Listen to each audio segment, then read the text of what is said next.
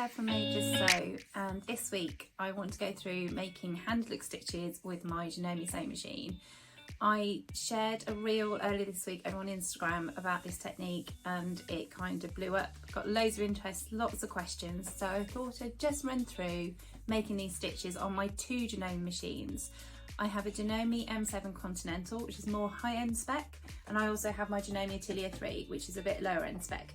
And I use two slightly different stitches, but they produce the same look. So I'm going to run through those for you. Okay, so starting off with my Janome Atelier 3. So the first thing you'll need to do, and that I recommend, is that you get a blue dot bobbin holder, which looks exactly the same as the one that would have come with the machine with a red dot. My other sewing machine had a yellow dot, which came with the machine, but you would need a blue dot one.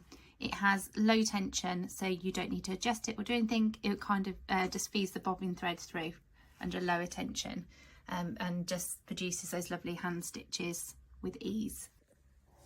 So I've put my bobbin holder in with the blue dot and the needle plate and screwed it up tightly. The next thing you want to do is wind a bobbin up with the colour thread you want to see for your hand look stitches, and then simply just put your bobbin in as normal. So you've got your colour thread at the bottom. Then at the top, this is where the magic happens.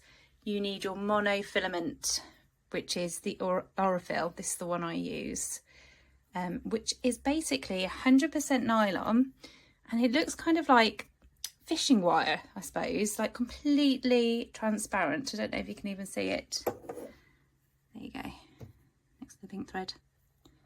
So I'm just going to feed that up on for my top thread. So now you need to choose the right stitch. So on my Janome machine, we're looking at these three here, 6, 7 and 8. They're your hand look quilting stitches. And I'm going to use number 6, which looks like 3 dashes, small dash, 3 dashes, small dash. And it should be the same on your machine if you have these stitches. So I'm literally going to go down to number 6. That's my stitch number. And then the other thing I'm going to do is lengthen my stitch. So I want this to be as long as possible. So it won't go any further. 5 is the longest it will go. So I have my monofilament at the top, threaded through. I have my stitch chosen and the length extended. I have my coloured thread in the bobbin in a blue dot bobbin holder. And the other thing that I do is that I have purple, Janome purple needles.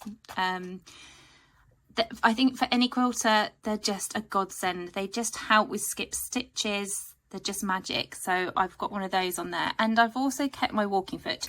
It will recommend, if you look in your manual, it will recommend which foot you should be using for this stitch. But I have found using my walking foot has been absolutely fine. So I've made a scrap little sandwich, some wadding in the middle. And I like to test out my stitches before I go to my project. The other thing I do like to do with this one as well, because it's kind of using the bobbin thread as your main, you want that to be your main colour, I do like to just try and pull it up. Just try and catch that through. There we go. There it is. So I just like to pull that bobbin thread through. I'm going to put my material underneath. I've kept my walking foot on, which seems to be working well with it. And then the other thing is not to go too fast, to go quite patient with it. And there you go, you can see the needle goes down and then goes back 3 times and leaves a gap. And then that gap is the monofilament thread that you can't see, kind of vanishes. The Orifil version is very good. It's very, very thin, and you can't see it on your projects unless you're really, really looking at it. Right, if I stop that there, and I'll bring it close to the camera so you can look. So there you go. So I'm at my Janome Continental M7 now, and I've been playing around with the stitches to try and find the perfect one for these hand look stitches. And this is the one that we used on the Atelier, and I've never been able to make it look the same on this machine as the Atelier, but then I've had to play around with the tensions and I've got it looking exactly the same.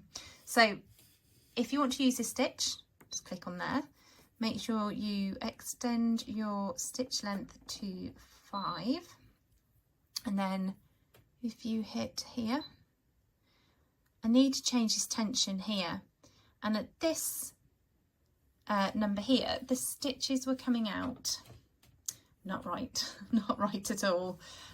So I just kind of loosened them up and I took it all the way up to number 6. And if I sew it now, I'll move you over so you can see. Okay, so this line here is the one that I did on the Atelier, so we'll go next to that line. I'll just do those few stitches so you can look, and they look